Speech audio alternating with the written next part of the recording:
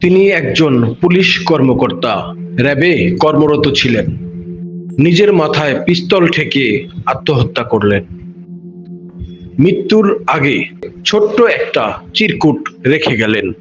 সেখানে লেখা, আমার মৃত্যুর জন্য মা এবং বউ কেউই দায়ী না। কাউকে ভালো রাখতে পারলাম না। বউ যেন সব স্বর্ণ নিয়ে যায় এবং ভালো থাকে। মায়ের দায়িত্ব দুই ভাইয়ের উপর, তারা যেন মাকে ভালো রাখে। স্বর্ণ বাদে যা আছে তা মায়ের জন্য, দিদি যেন কোঅর্ডিনেট করে। এই ছোট্ট চিটকুটের মধ্যেই কি পলাশ সাহার মৃত্যুর কারণ লুকিয়ে আছে?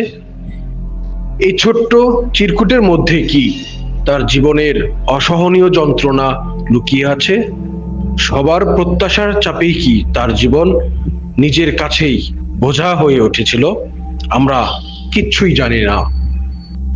পুলিশ বলছে পারিবারিক কলহের জেরে নিজের জীবন নিজে নিয়েছে পলাশ সাহা। সবশেষে কেবল একটা কথাই বলতে ইচ্ছে করছে, একজন পুরুষের মানসিক স্বাস্থ্য নিয়ে কখনো আলোচনা হয় না। পুরুষ যেন কেবলই দায়িত্বের বোঝা টানা প্রাণী।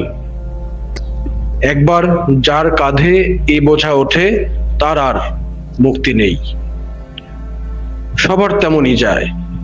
কেউ কেউ হয়তো পলাশ সাহার মতো বলে, আমার মৃত্যুর জন্য কেউ দায়ী নয়, কাউকে ভালো রাখতে পারলাম না।